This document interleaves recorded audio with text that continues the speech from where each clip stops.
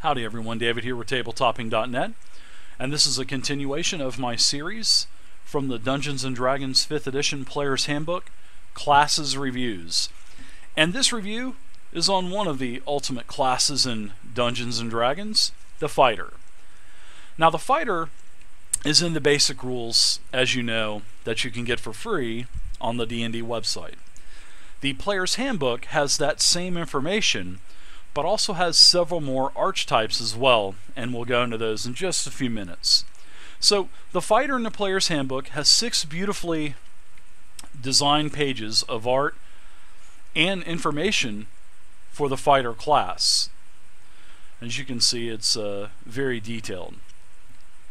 Now, the Fighter, as you know, is the smash mouth, or the backbone of a party. And you can see here that there's lore pertaining about the Fighter.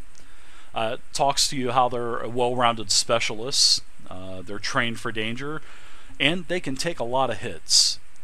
So as you can see here in the Matrix, there's not a lot to it compared to the other classes, because they don't get any kind of magic, or do they now in 5th edition? But as you can see for the level 1 through 20 Matrix, this basically tells you the proficiency bonus as it progresses, and also all of the skills as well that you get at every level. Now, the class features, every time you choose a class in Dungeons & Dragons 5th edition, much like, or just like every other edition, the higher level they get, the more power, the more tricks, and the more goodies that they get. But in 5th edition, they have archetypes as well. So you're going to be able to choose something different for your fighter and get more bonuses on top of the Fighter. So let's go ahead and let's get started with the class features. So that the Fighter, just like just about every other edition, gets a D10. It also tells you their armor proficiencies, the weapon proficiencies, and their saving throw proficiency bonuses are for strength and constitution. This Fighter looks like he's ready to kick some butt, doesn't he? It also talks about a quick little section here on if you want to take some starting equipment really quick. Now, also, you're going to notice that at level 1 you're going to get another bonus called Fighting Style. Now, when you choose your fighting style, depending on what type of fighter you are, you're going to get a little perk depending on what type of armor or defense that you want. So you can take, for this fighting style, you can take archery, defense, dueling, great weapon fighter, protection, or 2-weapon fighting. And those give you a little perk.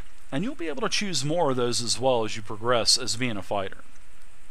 Also at level 1 you get Second Wind, which is sort of like an in-combat heal. At 2nd level you're going to get Action Surge. Then at level 3 you're going to see that you get to choose your martial archetype.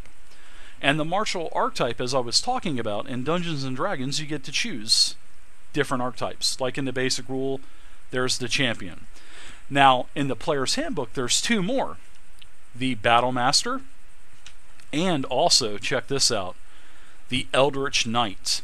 Now, the Eldritch Knight gets to cast spells. So that actually adds a lot of flavor to your fighter. So,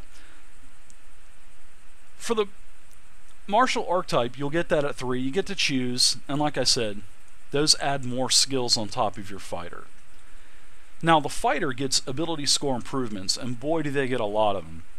The other classes usually get 4 or 5, but the Fighter, they get 7 of them, and they get them at 4, 6, 8, 12, 14, 16, and 19.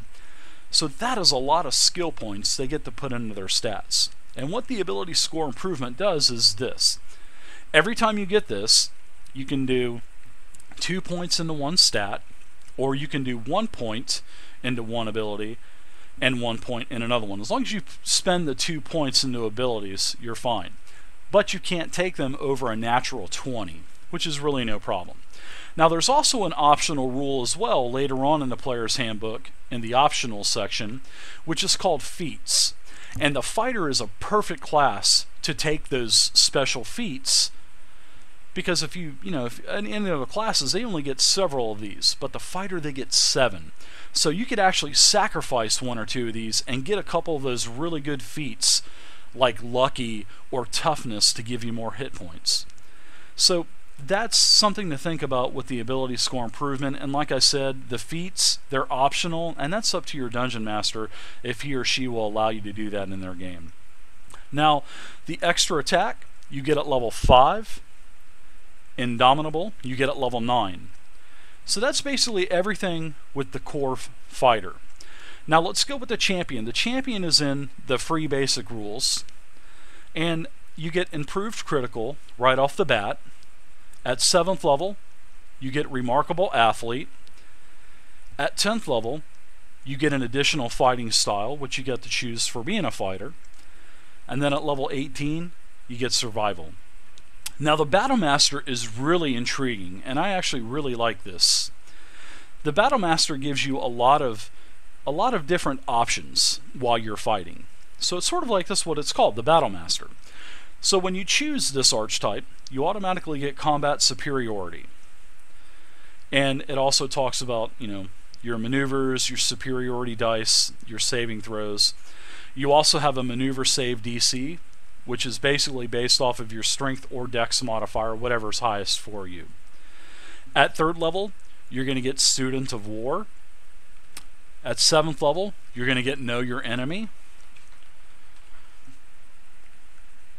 At 15th level, you're going to get Relentless. Now, remember we talked about all of the different combat maneuvers for the Battlemaster. As you can see here, I think there's 17 different combat maneuvers, and there's some really good ones. There's Commander Strike, which basically lets you, it tells you to, you command someone else to attack. There's Disarming Attack, Distracting Strike, Evasive Footwork, Feinting Attack, Goading Attack, Lunging Attack, Maneuvering Attack, Menacing Attack, Parry, Precision Attack, Pushing Attack, Rally, Riposte, Sweeping Attack, and Trip Attack. So the Battlemaster gives you a lot of different combat maneuvers that the other fighters don't get. So you're basically a master of battle, hence the name Battlemaster. So that's everything with the Battlemaster. It's a really good class. In fact, if I was playing a fighter, I would probably go with the Battlemaster. Now the Eldritch Knight, that's a great addition as well. The Eldritch Knight is, not only do you master fighting, but you also get a little bit of wizard magic as well.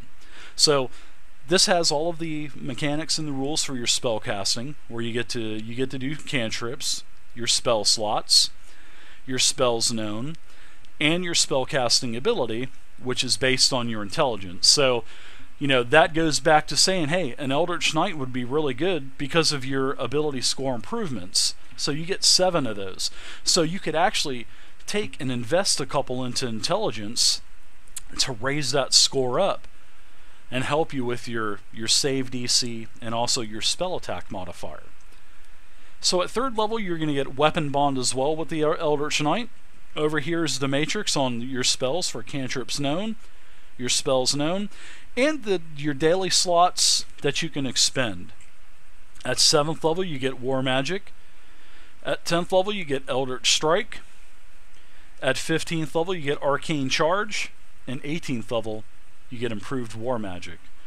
So that's everything that entails about the Eldritch Knight.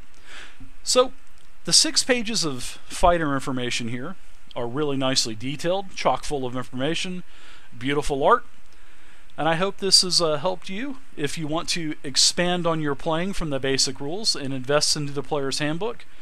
And I hope you enjoyed the video.